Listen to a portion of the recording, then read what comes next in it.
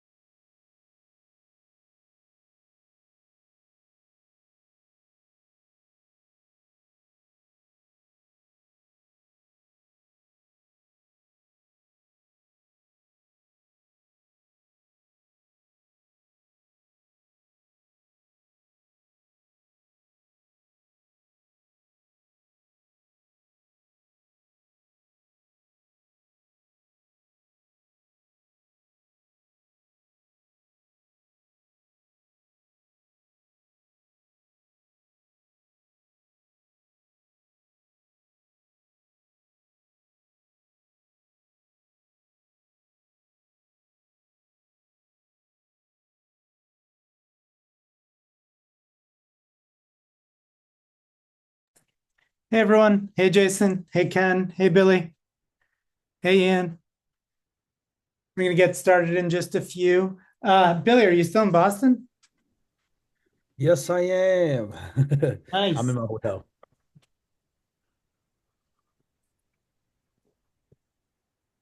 Is my mic working? Yeah, it's working. Yeah, we hear you. Hey, Jason. What's up, Billy? What's popping?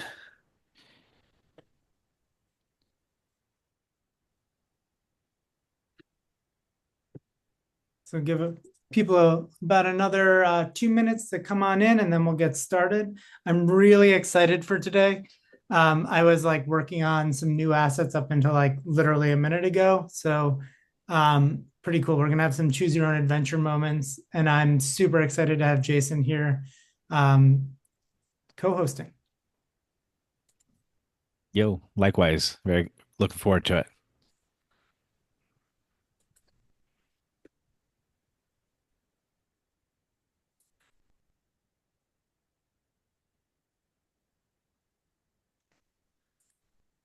As we get started, if anyone has some initial questions, please feel free to drop those in the chat. It's nice to see some familiar faces week after week.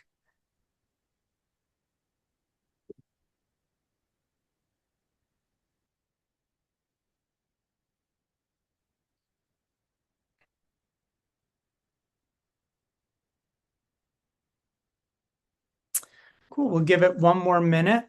As we get going, it's a little different this week because I'm going to have Jason up here with me, keeping me company. But I would like to remind everyone that it does get lonely up here if we ask questions and no one responds.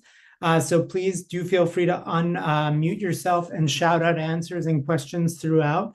I like to think of these as collaborative sessions. So if I can answer your questions in real time, I will, or I'll ask to put a pin in it so we can come back to it at a little bit later in the meeting, or show and tell rather.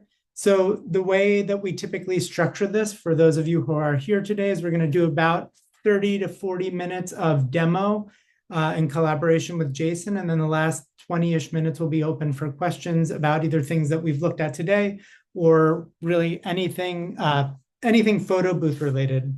We're not answering world peace questions today, unfortunately. So I'm always surprised. I always just pick a random 5-minute timer before, so I have no idea what's going to happen in just a second. I think there'll be something fun, and then we'll get started. Okay, cool. So as we get started here, for those of you who are just joining us, we are joined by Jason, who I know very well because he's one of our white label vendors at OutSnap. So one of the things that I know, so truly I know Jason best through his team. And one of the things that I think is really amazing about getting to know other vendors that sit in the world is how their teams operate as well. And I do find that Jason's team is super well oiled, and I know that comes from the top down. And it's been great to get to know Jason and to work with him and to go with him as a partner versus just thinking of him as a vendor and that team as well. So when we started putting together these show and tells, I was thinking about people who could come up here and chat with us. And I am starting to reach out to those people who inspire us for all sorts of reasons. So one of the things that I think is really unique about Pictor is that it's built by a photo booth company, and there's a lot of quality of life experiences that have gone into the creation of this. So that means from creating events, but to event deployment and things like that. So it's really great to talk to other photo booth companies and hear what it is that would make their lives easier as well, right? So not only can we do really cool things with AI and template building and stuff like that, but we also have very easy deployment, the ability to set things up in the cloud, live sync, and things like that that we've needed as a company. So I'm going to pass over to Jason to introduce himself, and then we'll dive into some fun stuff. Yeah. So real quick, I'm Jason. Nicholas gave me a pretty good introduction already. I run a photo booth company out of Las Vegas, Smash Booth, and also co-host with Lapley, the ProBooth Talk podcast. So if you're not checking that out already, then please give us a listen. Cool. And as we get started, I'm also going to go ahead and if I can find it here, they move everything around in this all the time. I'm going to drop a poll into the chat, but where did they move it? They literally, sorry, it's like I don't look as old as I am, but I start to show my age when I try and do things like just put a poll in a Zoom call. There it is. Okay. So I've launched that in the chat. If everyone wants to just go ahead and take a minute to fill that out so I can see where we're starting. And as we're doing that, I would love to hand screen share over to Jason to share with us if he wants, or if he wants to share a link in the chat, I can open it up on my side, your preference, Jason. This recent event that you worked on that I thought was super cool. And then I'm going to ask you about why you chose to go this route. What link do you want? Are you talking about the gallery that I gave you before? If you want to do the gallery, if it's easier for you to just send it to me, I'm happy to open it up, or I probably have it pretty handy. Yeah, I got it. Okay. Yeah, I figured you could get to it easier because I had to go log in to. Okay, cool. So I'm going to bring this up on my screen here. And Jason, if you want to intro it and talk a little bit about how you came up with this and why you came up with it, I think that would be amazing.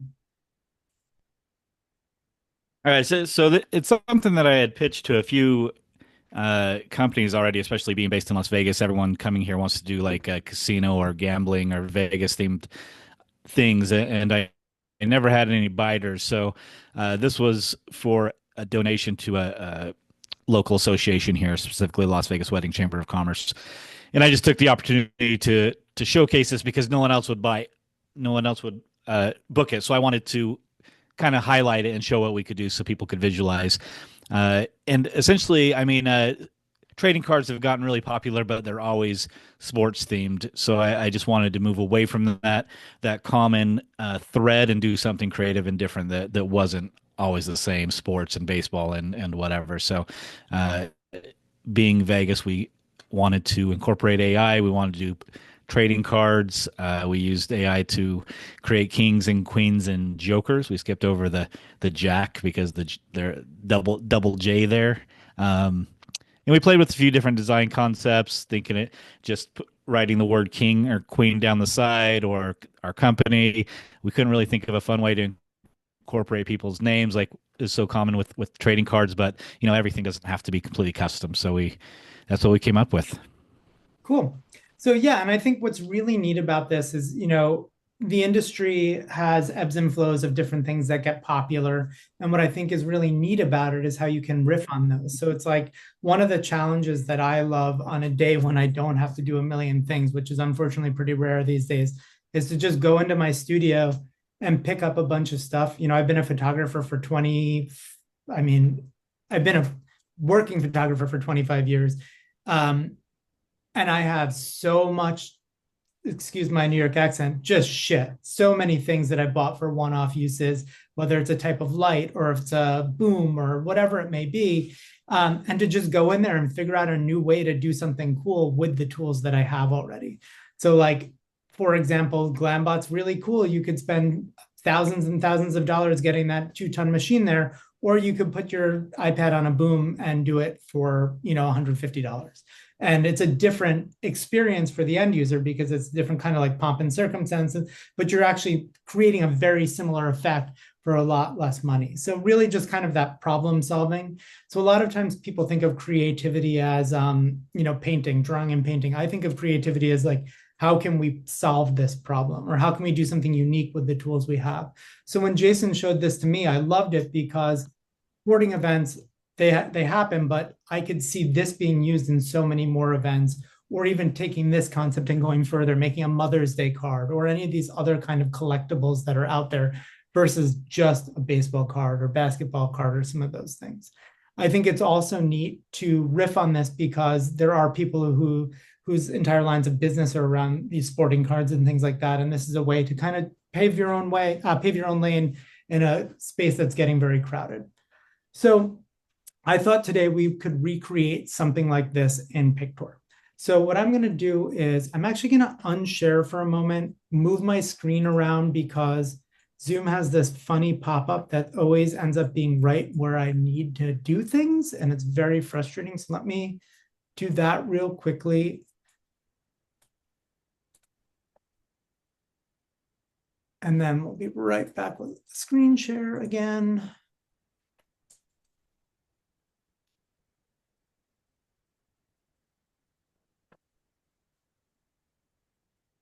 Okay. So from your side, it's not going to look any different, but what I did is I have a screen and I just switched my windows from left to right because on the top right of my Mac, you guys probably have this too. There's just this incessant pop-up that reminds me I'm sharing my screen. And it's always literally on top of something I need to click. Okay, so we're going to start today with the custom prompt builder. And I'm going to just open this up. Let's call this our King of Hearts. And I've played with this a little bit, so I'm going to steer us in a little bit of a direction, but let's start really simple. And let's just simply pull one of our test subjects. Let's call them a male. Let's say that we want to make a traditional bicycle playing card. The subject, let's make it the King of Hearts. The action pose is Suicide King, maybe. That's what the King of Hearts is called. You got that dagger through the head. Setting is vintage playing card. Lighting, we want this to be flat lighting. And in the style of, like a bicycle card. So let's look at it really quickly. Is going to be sort of this sort of like block print or lithograph where you have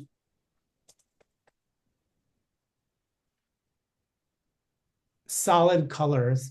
So as we look at this, we're just going to start to like pull some reference points off of it. So we don't see any shading. So it's block colors. Maybe we'll call it a wood block cut with high contrast.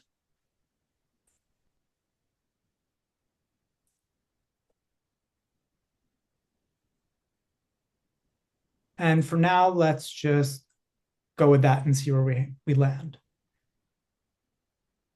So as I've said before in multiple demos, you can get very far very quickly with these custom prompts and you can create some really cool stuff. What gets hard is when you get into the fine tuning. For anyone here who's been trying, they can attest to it. What I mean by fine tuning is it's very easy to make point A look great with point B, or like person A look like you want them to. What gets very tricky is to start to make something that happens repeatably, where we're going to get the same type of output that looks the most like we want, also looks the most like a person or the person, the subject. So what we do once we tune this is once we get the look we want, we'll start to tune it by putting in multiple different people. We're not going to tune today because we don't have, typically it would take us like 20 hours to really, really hone in and make a prompt perfect. So we're going to get sort of a sketch going today. We'll build out the rest of the experience as well. So this is already looking pretty great, but one of the core functionalities or core looks of a card is that it's mirrored top to bottom. So let's go back and see if we can get that to work. So now we're going to say mirror card symmetrically top to bottom. This is when I find out I can't spell anything. And let's try that. And so we're going to play with this a little bit today. And then we may do the thing like the cooking show where I skip to the thing that I got to in an hour and a half, 2 hours of work earlier. But I'm going to show you some of the process of how I got there.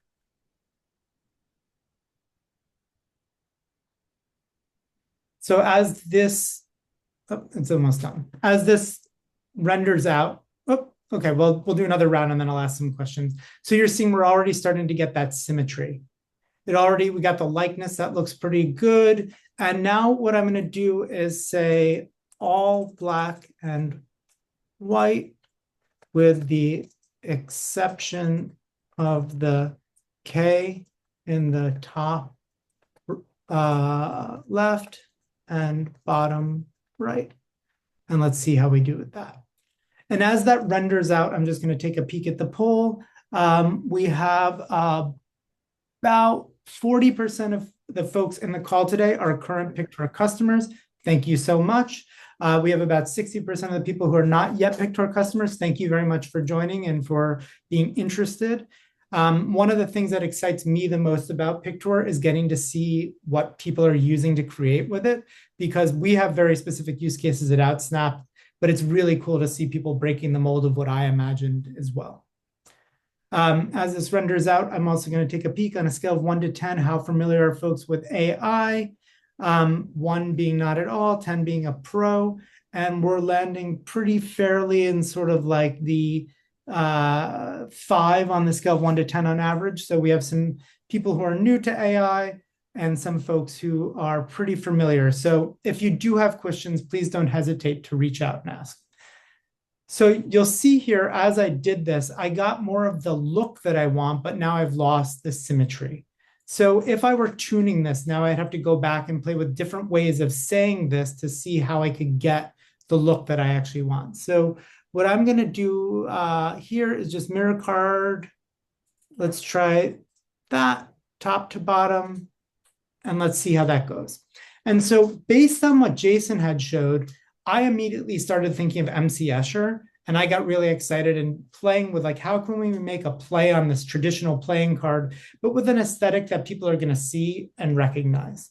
So I've played with a bunch of stuff, like I said, before this call. So what I'm going to do is start to modify some of these based on the research that I did earlier, and I'll show you a little bit of how I got there.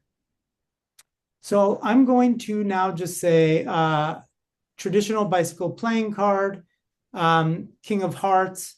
We're going to say, I'm going to try moving the symmetry up here. So symmet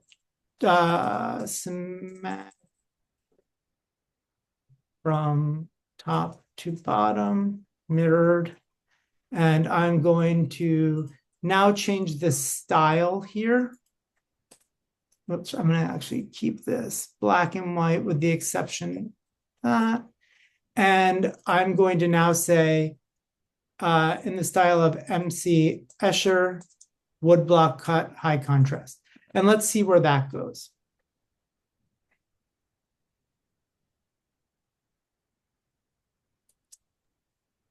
Any questions thus far? Does anyone have anything? Is that intentionally square versus a shape of a card? Yeah, good question. So in the prompt builder here, everything is a square. We'll be able to change the ratio later. And that's something that you'll have to play with as well. So when you change the ratio of things, you're going to have a different output and different effect for sure. Okay, so we're already starting to see variations. We got that symmetry back, which makes me really happy. And before we hopped on the call, I just Googled MC Escher. So MC Escher is known for his highly intricate and visually arresting graphics. So I'm going to just take that. I'm not going to really tune so much now. And I'm going to put this into that. I'm just cutting and pasting. And so this is describing the style of MC Escher. Jason, it is very Escher-esque. I agree. I didn't realize that when I was creating it. I was specifically looking, aiming towards line art was what I was prompting. Cool. Yeah.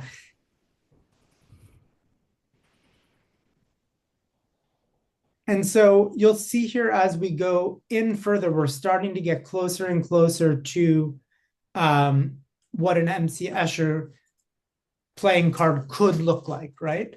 Is there anyone here who's not familiar with MC Escher? I should have probably started there. You can speak up, or maybe let's do it the other way around. Shout out if you are familiar with MC Escher. This is the part where I say that it gets lonely up here if no one turns on their mic and goes, me, I am. For those, I am. Okay. Those of you who are not familiar, MC Escher is known for these really intricate, they look almost like pencil drawings, but most of them are lithographs, where he's playing a lot with space and shape and turning things into other things, using these different animal shapes to turn into other things. So these are like, I think the term is tessellated. So the pattern is made by these intricately woven things, or these beautiful, beautiful architectural drawings that couldn't possibly work. For example, here, this point is higher than where the water is flowing. So by taking some of these as visual references and Googling different ways they describe this, we're able to change this prompt pretty quickly. So I like this. One of the things, this is the tessellation, impossible construction, et cetera. So let's go ahead and add that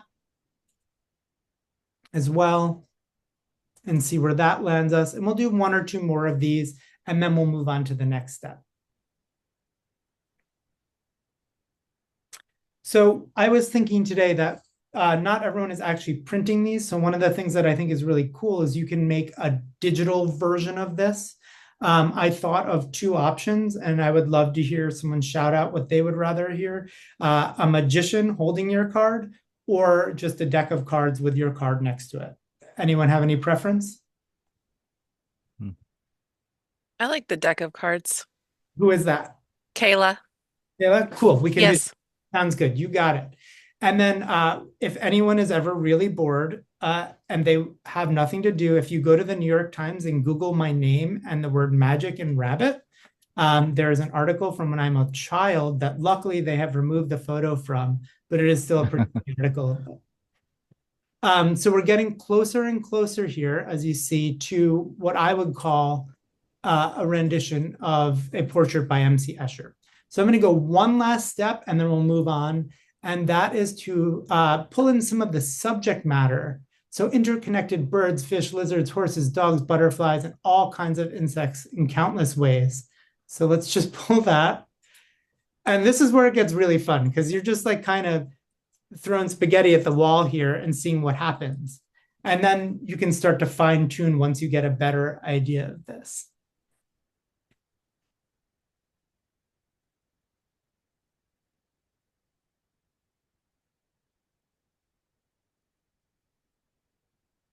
So hopefully this last one is awesome, and we'll lock it in, move on to the next step. Cool. I wish that there was a little bit more of those animals going on. So I'm going to just, this is where I can't stop. So promise you this is the last one. I'm going to, in the adjectives, let's see what we have here. I'm going to say made up of, and let's see if that does it. Because I really want to use AI to create this like thing that is Escher-esque, that is going to be unique for each person, where they're literally made of these different types of insects and things like that. And then we'll move on, whether or not this gets what I really want. Cool. It's pretty wild. I'm going to go for it. I'm going to select this as my thumbnail, select this as my prompt, and I'm going to call this MC Save. So now we're going to go back over to our main menu. We are going to create an event. I'm going to call this Show and Tell with Jason. And I'm going to make this an advanced event. And I'm going to come to choose experience, and I'm going to add a new template. So I'm going to create this new template. And Jason, when you're printing, are you doing 4x6s and die cutting, or are you doing a 5x7 with the 3.5 cut? The 5x7 with the 3.5 cut. Yeah. Sounds good. So let's go ahead and do a 5x7 ratio. I'm going to open the screen up a teeny bit, and I'm going to now add some images.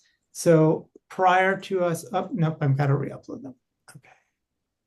Let's go here. And I've created some images on the back end that I'm going to pull in. And so I thought it would be neat to create the back of the card beforehand. And I did this with AI as well. And I created an area where we could put just any logo. And I also, I have some different options. Can you guys see the modal that's up right now? No. No. Okay, so let me do this. Let's go here. Okay, now can you see it now? No. We just see like lines with crosshatches or like Okay. a bunch of egg. Let me do this, and then I'll add these. And Jason, you're our creative director. Which of these would you like to be the back of the playing card? I like the center. This one? Yeah. Cool, you got it. Let's add that. And now let's scale it up to be that 5x7. And now we're going to go over to our captures.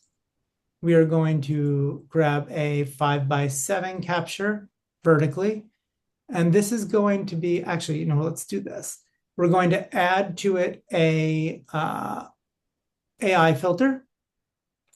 And we're going to select our custom prompt that we just made, so our MC Escher. And I'm going to make one output. And let's go here.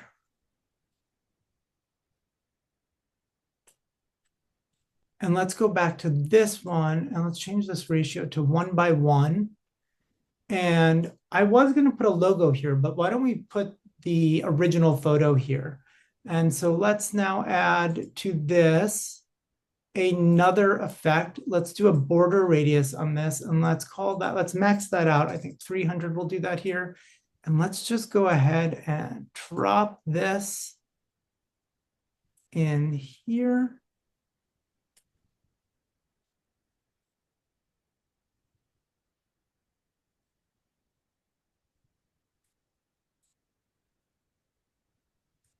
And let's go ahead. I'm going to max that radius out.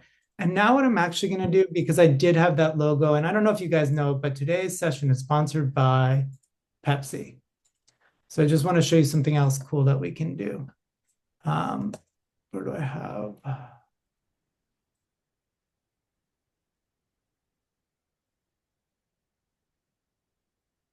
So I'm just grabbing a Pepsi logo that I pulled off the internet.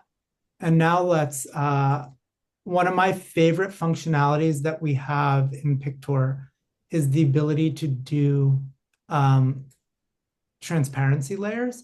Oops. And we have that Command Z, which I use all the time too. So what I can do now is literally take this logo, put it over the original photo, and I can change the transparency to multiply. So on top of that photo, we're going to get essence of Pepsi. And let's put that at like 40%. Okay. I'm going to name this card 1 and save it.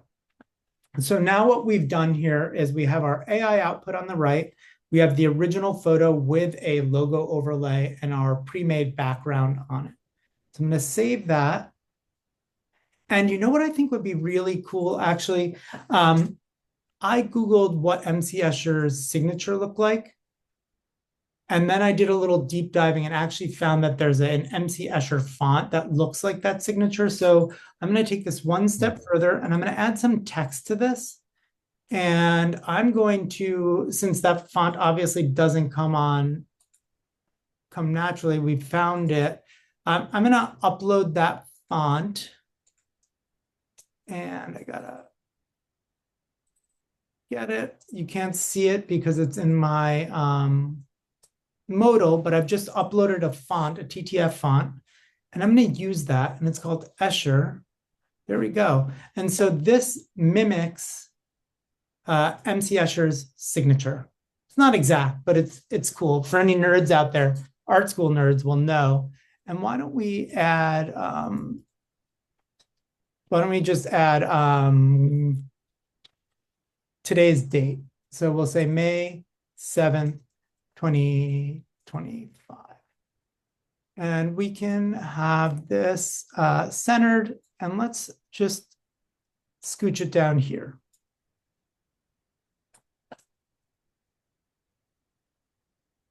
So now for any MC Escher nerds, this is really covered all bases. Now let's save one more time. Let's pop over here. And what we're doing is we're in simulation mode. So I'm going to go ahead and try this out. I'm going to take a photo. Oh, I'm going to retake that photo because it was touching my face and I already don't come out super well in AI. That's also something that everyone else should know, is that some people are going to be 110% in AI always, and other people just are not going to look like themselves as well. And I'm one of those people, ironically. Okay, so we'll go he, him, and we'll go to next, and we'll let that rip. While that is processing, I'm going to now create another template. And we heard playing card. Deck of cards. So I'm going to go ahead, and for this, because it is a shareable for online, I'm going to do a square. I'm going to call this my shareable, for lack of a better term. I'm going to go to my images. I'm going to go to my modal again. Sorry, you guys can't see it, but I'm going to upload some stuff here.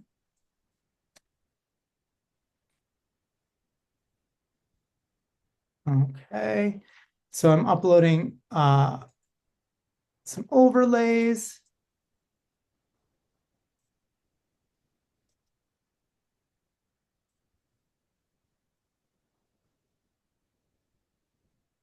Sorry, where is it? Okay, here. Great. Great, cool. Use this. And I just want to make sure that I made this properly before. So I'm just going to put this down. Great, cool. So I went to Adobe Stock and I just pulled a image that looked like so. And then in Photoshop, what I did was I actually separated out these white parts here. So you're going to see me bringing them in again as a overlay. And they're going to sit right on top of each other. And the reason I did this is because there are subtle shadows and things like that in these that I'm going to add as a multiply layer to give these a little bit more realism. So now I'm going to select both of these, and I'm going to pull this up real big. Let's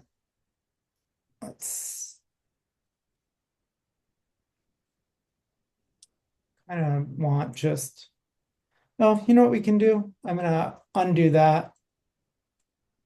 And I'm going to actually, we'll try something and see what happens when we make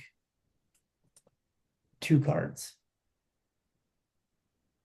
Okay, cool. So now our layers are the cutouts where we're going to put things behind them. So we're going to lock that layer. And then this top layer is our transparency layer. So we want to make this a multiply. And then I want to go back and lock that layer as well. I'm going to now go ahead and add my image from here. So we'll do the same one that Jason picked as our background. And this is where you're going to start to see what I'm saying with these layers. So now I want to change this. Oops. I want this to sit behind this. And so I'm doing a graphic design no-no. Cherie's going to shake her finger at me, and I'm just changing the ratios of these now to save time. And now I'm going to move this behind these different layers. So you're seeing that by moving it, I have put a little bit of a shadow on it, and I've cut it out by putting it behind these layers. So if I were to unlock this and move it, see how that's happening? Anyone? Anyone with me? Yep. Okay, cool. Okay, so I'm going to go ahead and lock these. So these are going to be our lock layers. And now we're going to create those two cards again. So we're going to go to images. We'll go to capture. We're going to go to 5x7. And we can be a little sloppy about this. And actually what I'm going to do here is I'm going to add an AI filter. I'm going to select my prompt. And I'm going to choose this King of Hearts, which is the one that we did together. I'm going to create one output. I'm going to now hide the original. Like I said, I'm going to be a little bit sloppy about this. And now let's go ahead and add another capture, also 5x7. And we will add one of the other prompts that I made just so we can see some variation there. We're going to give this one output, and we are going to hide the original again. And then I'm going to come drop this here and drop this behind. And now I'm going to go back into my layers and move these AI outputs all the way to the bottom so that they get those subtle shadows over them, but they're behind the cutout. Does anyone have any questions at this point? Jason, are you following? Are you with me? Largely. The only thing I don't know what you're doing, like, why do you create the image or add the image and then hide it and then add the capture AI? So we have the ability to show the original image, which is what the AI is tethered to. So we have the ability to continue to show it like we did in that last one. So we put the original image in that circle. Right. As here, what we've done is we've hidden the original. So we're not showing the original photo anywhere.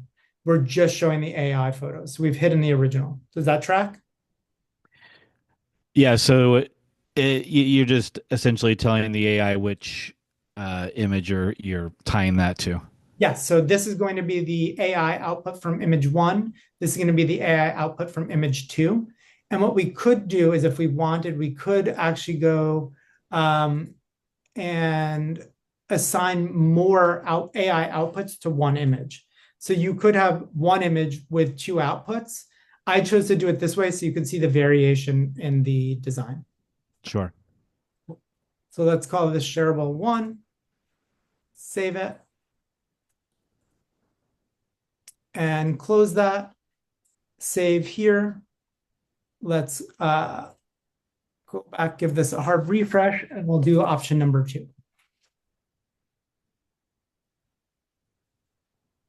So we'll do shareable 2 and take a photo.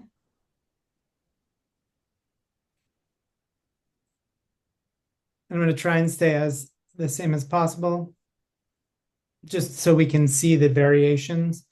So for every single photo that's input into these, the AI is going to be affected. So by people's shape and size, by their demeanor, by what they're wearing, etc. So while that's processing, let's bounce back over and look at our first. So our first session completed in about 24 seconds, which is great. Our average keeps coming down and down, which I'm really proud of. When we first started, we were like 30 to 90 seconds. That's still what we tell our outsnap clients, but we've been averaging closer to 37 seconds. So here we'll open this up in a new window just so I can zoom in on it. We have our MC Escher-esque, and you'll see those animals really started to come through here. Me, here's my original photo. The coloring from that Pepsi was not as successful as I would have liked it to be. I don't think we really gain anything by it. But here you'll see we have that May 7th date in the MC Escher style. We have my photo, the overlay, and the 2 cards. Any questions on this one before we go back to the next? Nope. Cool. Nope. Neat. Nice. That's cool. Thank That's you. cool. So this guy will hopefully be done. Yep, cool. So 41 seconds on this, but we had 2 AIs to process that were different AI calls. So if it was the same AI prompt with multiple outputs, it likely would have come in a lot faster. So I'm going to open this up large again. And here you'll see that box of cards. One thing I was going to try and do, but I didn't have time to, is have the cards sticking out of the box. But here you'll see the AI output that we created together, and then the one that I created before the call as I was playing around. Any questions on this one? Does everyone understand? Jason, did you get the 2 AI outputs here? Yeah. Cool. So does anyone have any questions at the moment? I do. I got here late. I didn't get how you did the layers, or I didn't see the beginning and how you're able to. I understand like the layering and how you put it underneath, but these were 3 objects, and when I looked, you only had like 2 layers. I'll bring it back, and I'll show you multiple layers here. Who is this, by the way? This is Dan. Hey, Dan.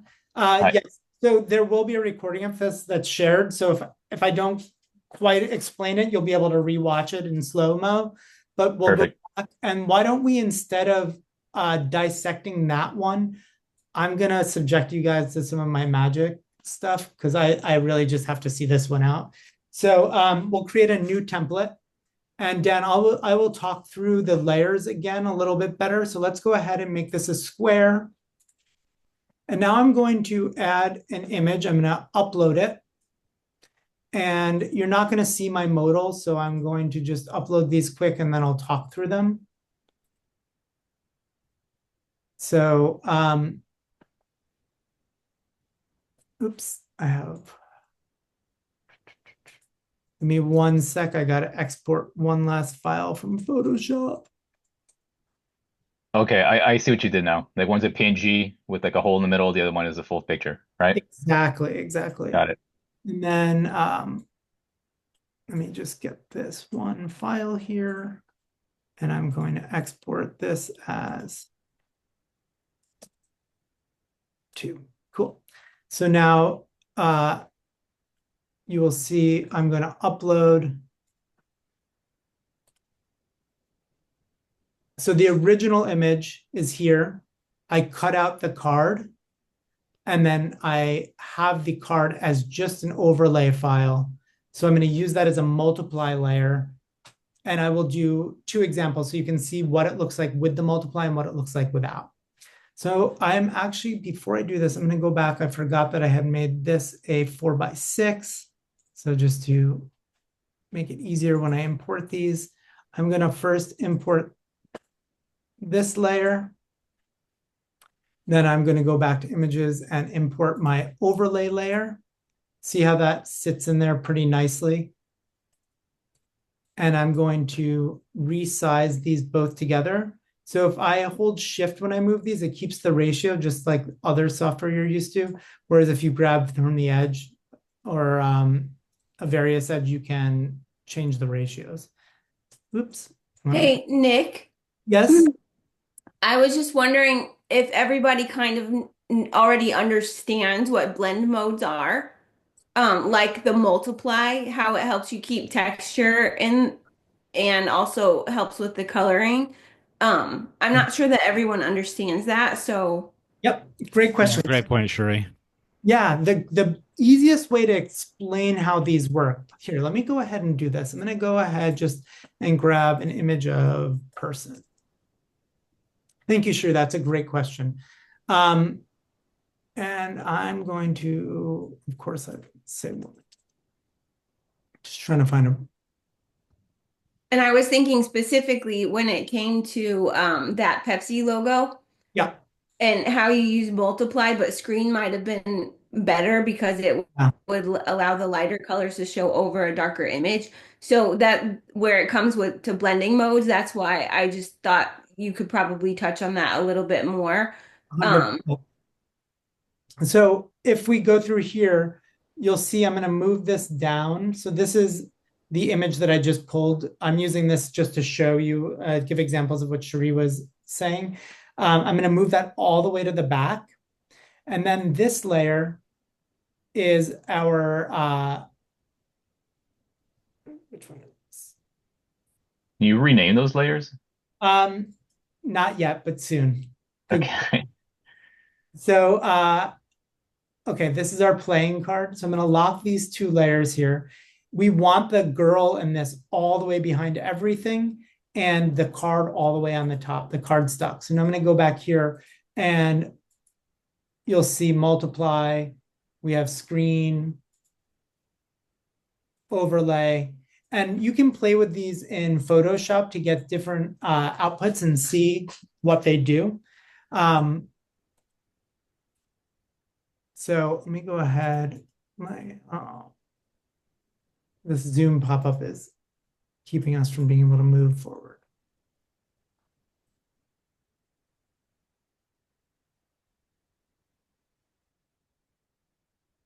I'm gonna give this guy a refresh real quick and move through it quickly again.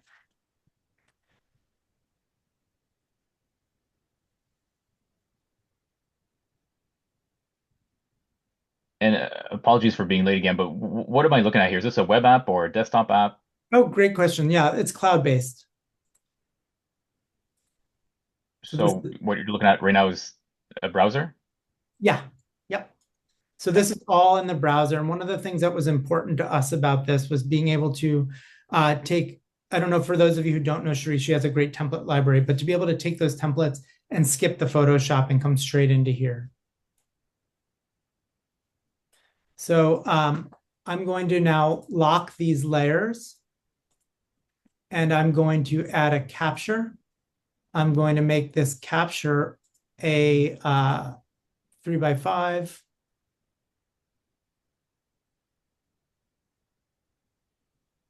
Or 5x7, let's do, yeah. And I'm gonna put this over the top here. And one of the things that I was noting in that is that those multiply layers and the color layers, as Cherie noted, are going to work better if you spend some time on making them closer to black and white, or depending on what the different techniques you want. So this one may not be as successful as I want it to be out of the gate, but let's go back to our layers now and let's actually create that AI filter. Jason, answer your question.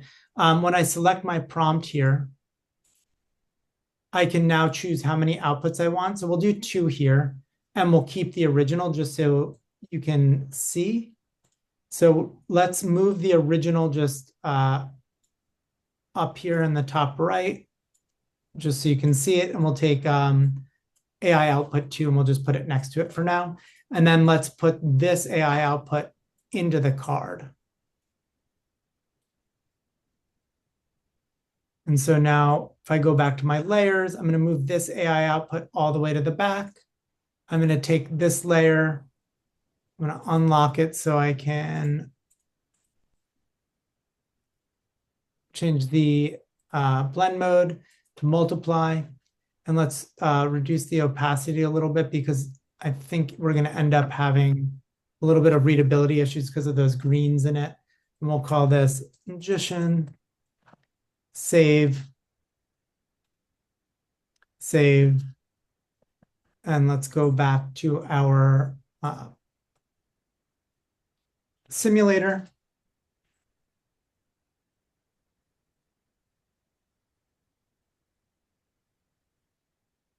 And we can grab that magician, take the photo. Hey, Nick, when using the simulator, does it still charge you for AI credits? Yeah, so anything that's actually using compute will charge for AI credits. Okay, very good. Thanks. Yeah. And then something else that we have that I can show you guys that we just released.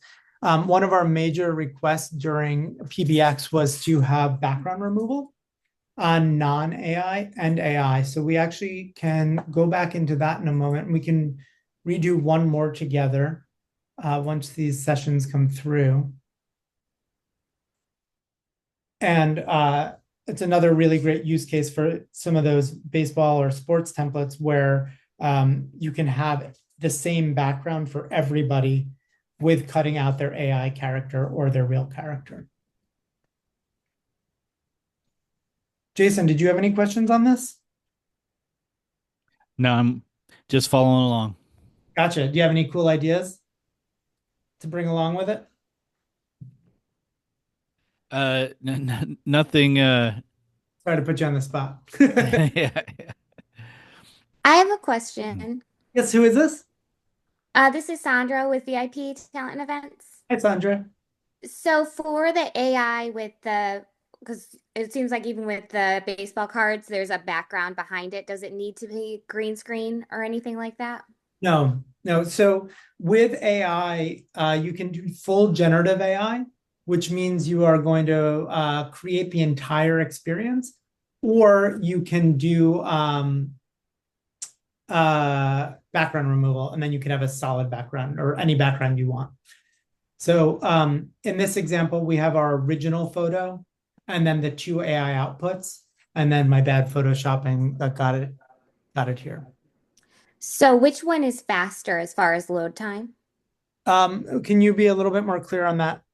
So, for example, we have a client that wants to do an event at a baseball game. I know we're not talking about that today, but and they want obviously the most participation. So we're just a little bit nervous about having the quickest option for them to have, whether it's face swap or the AI.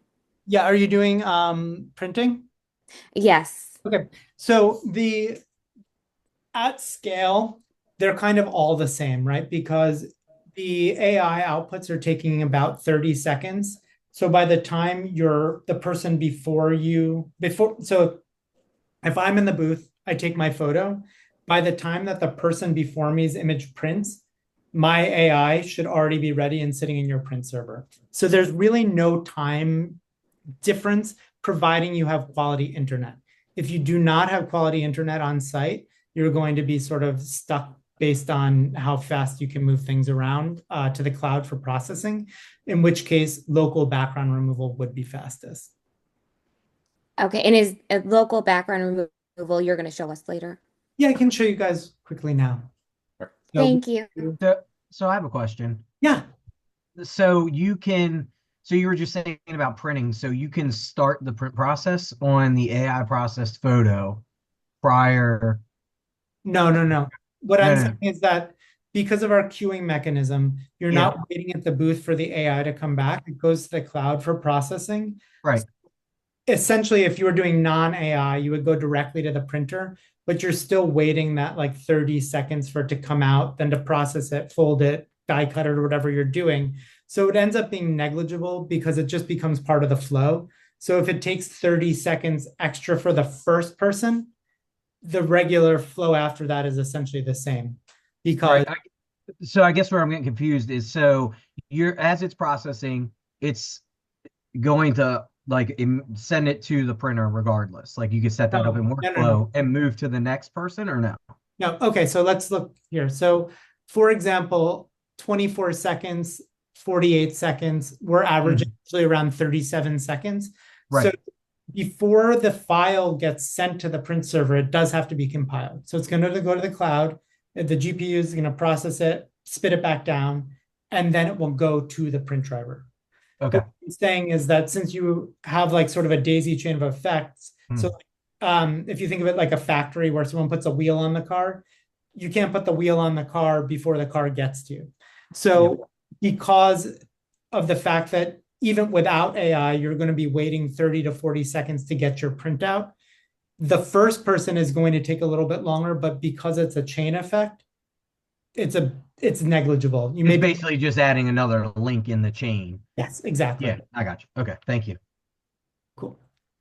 Nick, does Pictor actually have a print server, or is that on the user to figure out how they get it over to a printer? Who is this speaking? I'm sorry, this is Mitch from Photo Fun Spot. Hey, Mitch. So part A and part B, I'll give you the full answer. So we have a print server at PBX in the wild. I didn't love the way it was working, so we've rebuilt it. It's in beta. I've been testing it this week. It should be live for you next week. The original print server is still there available. You can also do, if you have a watch folder system that you feel comfortable with, it's there. One of the things that I love about our print server that wasn't working the way I wanted it to and is now functioning is that there's immediate visualization of whether you're connected or not without really having to do anything. So in this menu, I don't have a printer set up right now, but you would just essentially go here and you would see your live connection to the printer as you would on your device. If you lose connection, warnings. It's like I said, it's really taking the what it's like to run a live event and taking that knowledge and putting it into the software as well. So Mitch, I'm very hopeful that within the next week you'll have that. Okay, roger that. Thanks. Yep. So going back to, I'm sorry, whose question was it about removing the background? That was me, Sandra. Sandra, great, cool. So let's do one quickly together. I'm going to go ahead and go here. I'm going to create a new template. We'll just call this baseball test. And I'm not going to make this one pretty. We'll just see what we have here for baseball. So I'm not going to create a card is what I'm saying. Just pulling an image that's baseball related. Okay, this one's great. And now we're going to create a capture. And I'm going to make this a 1x1. And I'm going to add an AI filter to it. Let's select a prompt. Let's just pull, let's see, baseball here. And I'm going to add 2 outputs.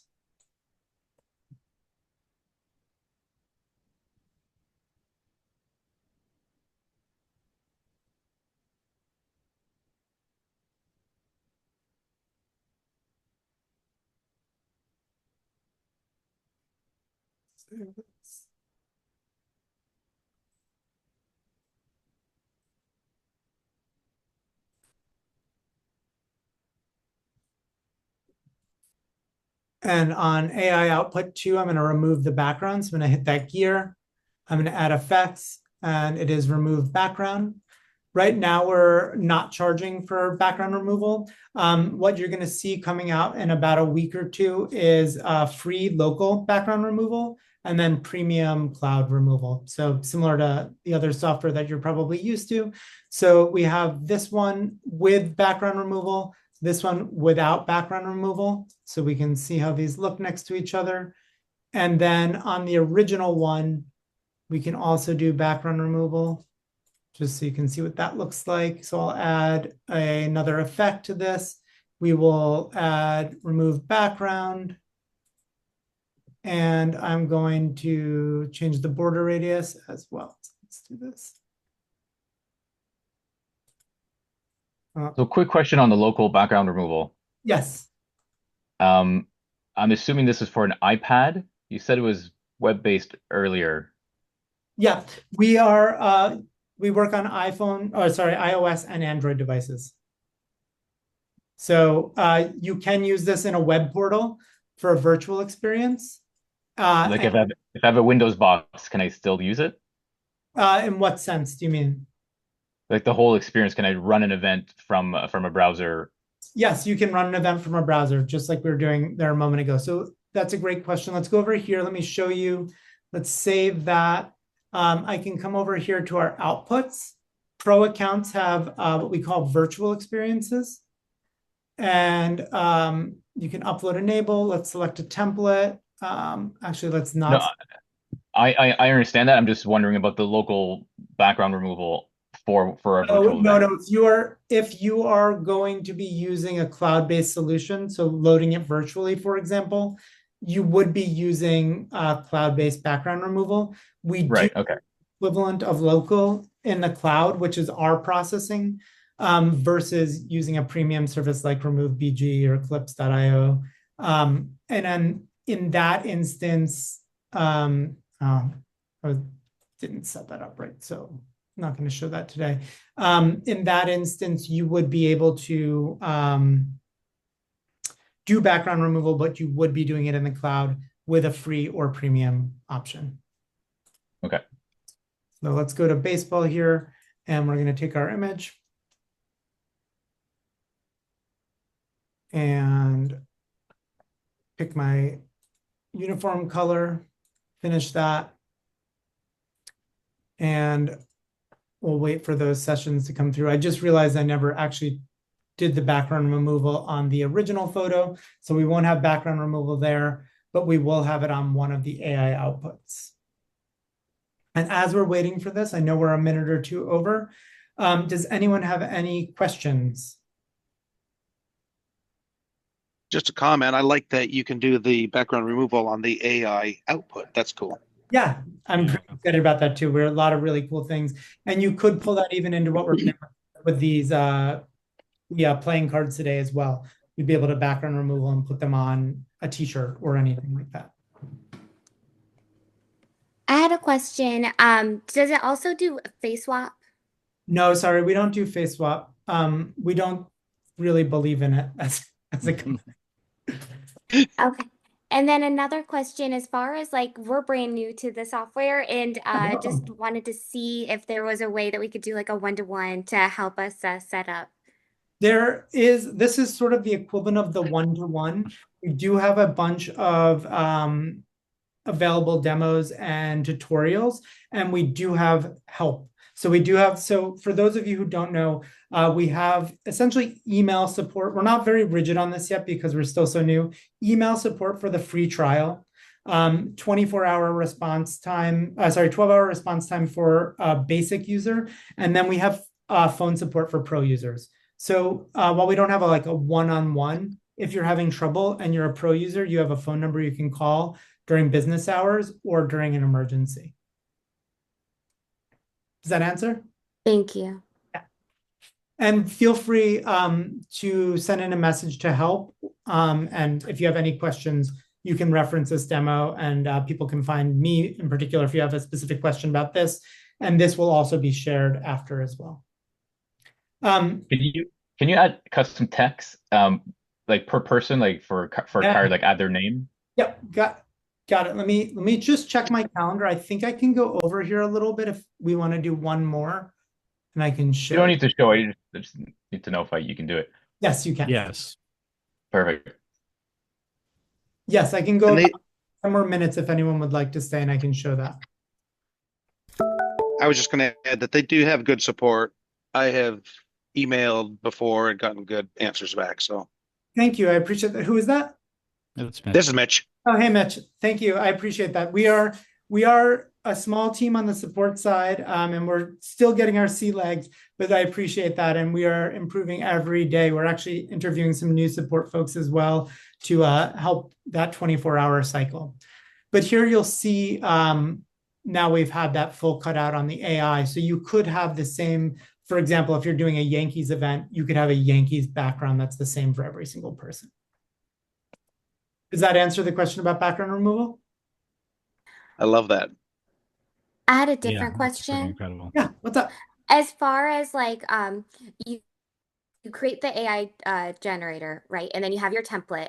As far as consistency, because I know that AI can sometimes get a little funny where like too many fingers or an arm coming out of somewhere. So with our templates, with our pre-mades, so let's go back up over here. With our pre-made items, we have done that trial and error and made those things as close to bulletproof as possible. These templates here are typically things that we've created for OutSnap clients that have been battle tested and then are moved in here. They typically take 20 to 40 hours to create these to make them not have extra fingers, make sure people of all shapes and sizes are portrayed properly or as close to properly as possible. When it comes to creating your own prompts, that is on you to test and make sure that they are up to your standards. And is the baseball one included in one of your tried and true? Yep. So if we go over to the baseball, so for example, let's go back to our events. We'll create a new one. We'll just call this baseball. It might make sense to show that you can do it in one click from the Discover menu. Oh yeah, totally. We can do that. So one of the things that I love for people who are just starting or people who so like for us at OutSnap, we create a lot of internal presets of things that we sell often.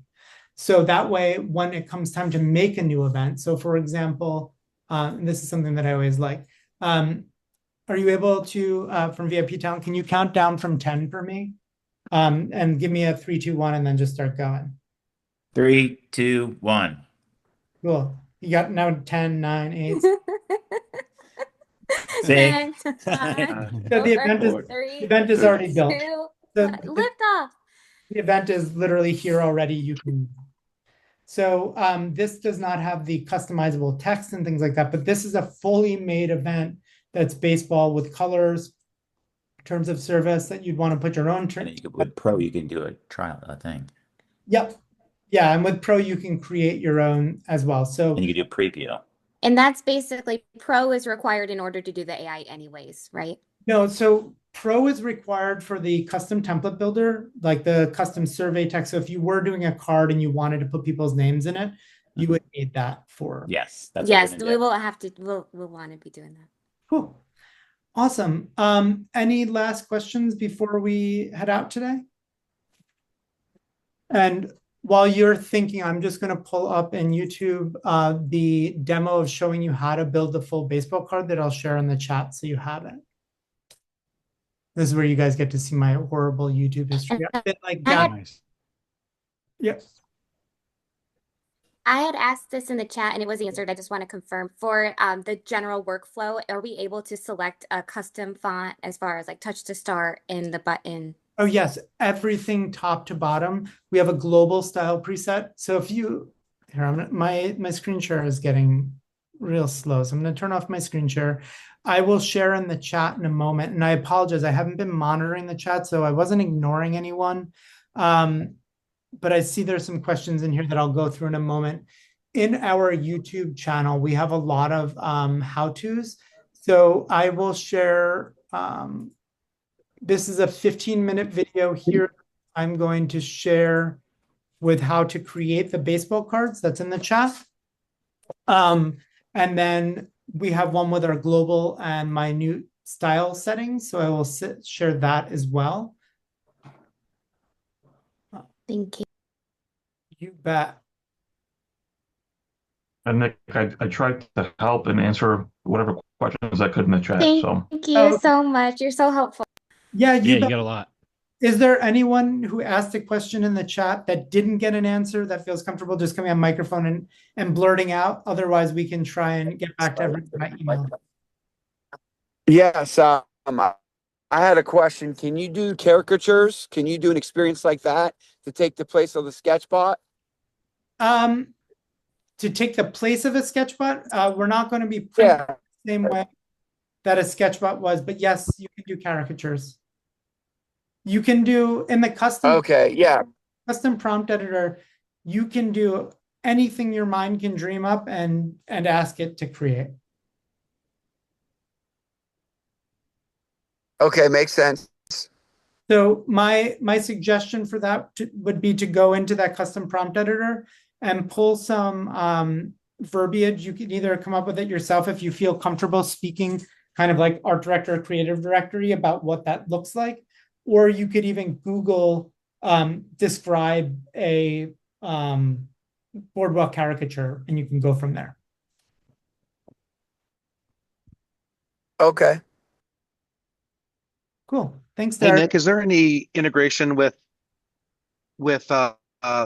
like is there a way to call like a webhook or anything that would allow us to, for example, be adding people to MailChimp on the fly or something like that that would allow us to, you know, help build a customer's email list, obviously within the constraints of what is legal and what's permissible.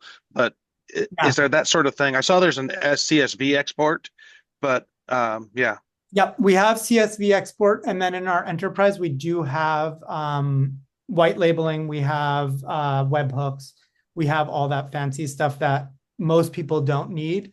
But Sure. yeah, we do have webhooks, and it's really, really cool the things you can do with it. We built it because we had a client that actually wanted to deliver their own emails. So we used the web Sure. to deliver everything to them so they could send out the emails. So yeah, we have endpoints and all that stuff. And I don't see the enterprise on the website. Is that something we have to like talk offline about?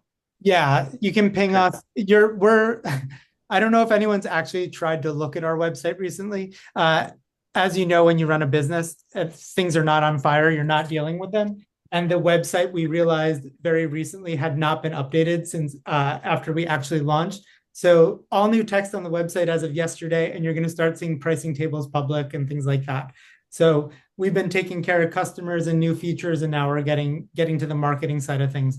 But yeah, Mitch, if you shoot us an email at hello@Pictor, we can definitely get you set up. Thanks, man. Yeah, you bet. Thank you. Cool. Any last questions that I didn't get to from the chat? No? Okay. I just want to give a really big thank you to Jason for joining us and for sharing some of his secret sauce with us. I think it's a super, super, super good example of how to take something that's trending right now and give it your own spin. So yeah, seriously. And Thank you. Yeah. I think often people try and really create things that they're seeing other people make. And I really urge everyone to be inspired by what other people are making and think about what you can make with that kind of understanding. One of the things that to me is so fascinating about generative AI, and one of the reasons why I don't really believe in using face swap, is that generative AI is a world. You can build anything with it. So you really, like, if you can dream it, like for me, I was just nerding out before and I was like, oh, I could literally put this card in a magician's hand. And like, you can now take these things that you could never make before in a photo experience and put someone hiking at the top of a mountain. And so therefore the photo could be in a picture frame on someone's desk next to other photos of famous hikers. I don't know. It's like it's limitless. And when we're pitching for Outsnap direct to client, it's so interesting hearing about what people think of AI, because a lot of times people are just like, oh, can you make a superhero? And I'm like, yes, but you sell dog food. Why don't we like turn your person into their dog? Like there's all of these amazing things you can do. Why are we doing the same thing over and over and over again? And our response is typically, no, I'd rather just have a superhero. Yeah, so my rule is I have a rule of 3. I try and lead the horse to water 3 times. And if it doesn't work, I document it, make sure that I'm like, this is a bad idea, say it in nice words. And then all of a sudden the idea you have is the best idea I've ever heard in my life. Let's go. So yeah, I do. It's such a good storytelling tool. And I feel like people are really not using its full potential. They see that it can do very cool things, but if you extend it one teeny step further of like, how can we tell your brand story with this tool? That's where things get really exciting, in my opinion.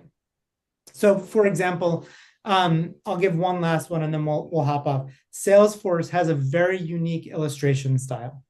So historically, we would do Salesforce events and we would put someone in a green screen in that illustration style. Now we can literally make someone be a character in the illustration. So like we're literally embedding, taking someone and putting them in the Salesforce world. Like that entire ecosystem that they've built with all these characters that people are familiar with. And now they are one of those characters. So that's what I mean about taking AI and like literally thinking how you can extend the brand story and insert people into it in a way we never could before, or in ways that like would cost thousands and thousands of dollars of scenic. That's just going to get destroyed after one night, right? So it's really cool stuff. Hey, Nick, I have a question. Carlos here. Carlos? Hey, so can you show any of these possibilities? You don't have to show the brand or your client's information of what's possible. Will you have sort of like a portfolio for inspo? Yeah, so if it I hate to send you this way, but if you look at the OutSnap Instagram account, it's a lot of what we've been using Pictor to create. Okay. And then the best place for you to see that most easily is if you go to the Pictor homepage. There is kind of like a Netflixy menu of things you can try and see. All of those outputs that are, let me just bring it up again real quick so I'm not talking in a.